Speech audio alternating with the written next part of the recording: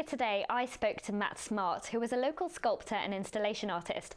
Having recently displayed his work at the Supernormal Festival, I caught up with him to talk about his other creations.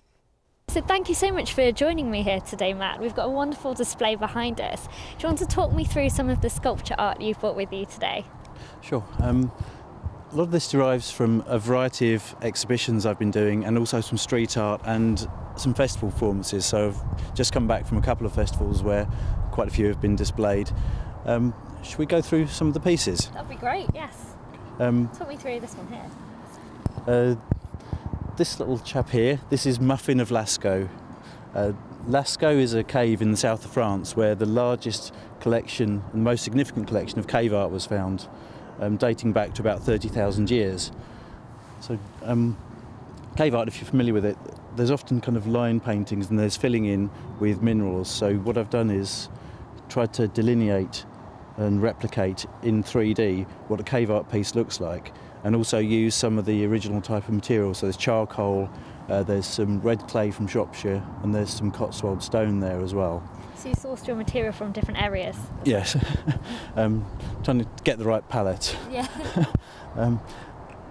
Some of the concept behind Muffin of Lascaux is that with cave art, a lot of people have observed cave art is rather like graffiti, so it's very much like street art, and that's sort of what I'm trying to convey with it. There's also the freedom of the horse, which is the free spirit that you kind of get when you're doing some street art. Also, kind of underlying it, the theory behind a lot of cave art is that it was religious, or it was for ceremonial purposes, and one of the ceremonies that's probably quite realistic is a connectivity with the spirits of the underworld, the spirits of the earth, effectively. So going down into a cave was symbolic of reaching down into other life forms.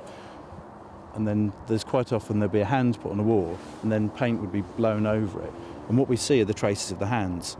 And some of the theories are that it was actually the connectivity with the wall that was important, and the hand blending into the wall to make contact, which is, I think, quite similar to what a lot of street artists are attempting to achieve in urban development kind of situations, connected with the people. There's a lot of thought that goes into your work. Do you think of the concept first before you create the image, or do you start to make something and then think of the underlying concept?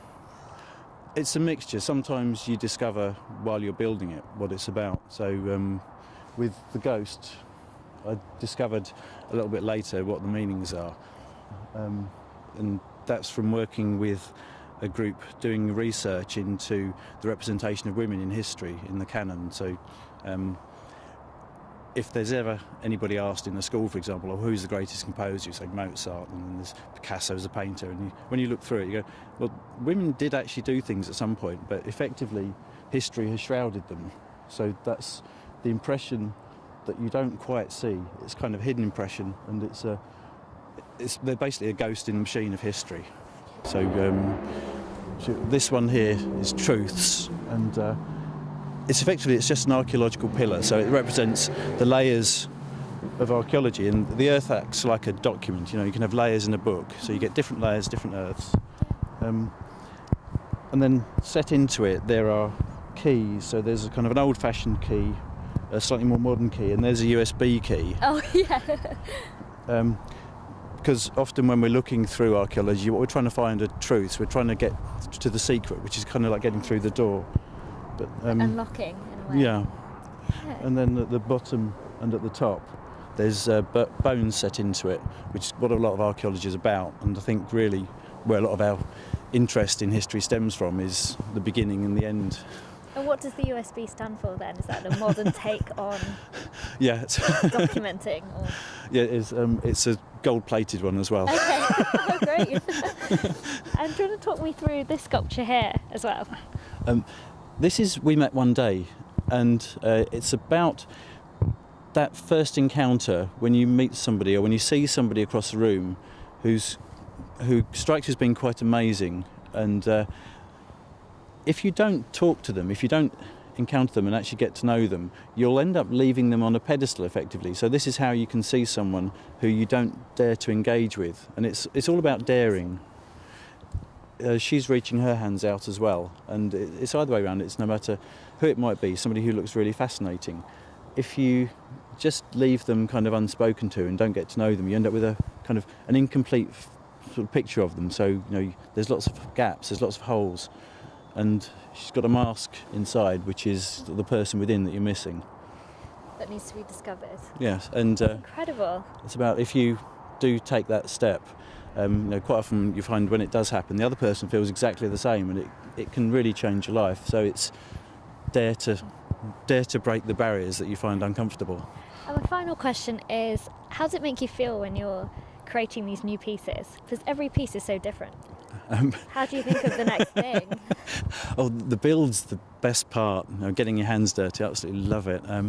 The next thing, I've got some more plans. One that's going to take quite a lot of materials, unfortunately. Okay.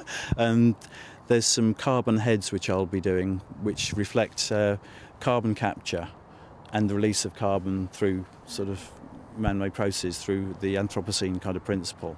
And they're balloons which are slightly like human heads, so they're slightly eerie, with sort of effectively arms coming out of the earth, made of earth, holding them. So it's trying to retain the carbon, and they're intended for some street art interventions. Great. Well, look forward to seeing that at a later date, and thank you so much for coming in. Thank you. Thank you, Matt.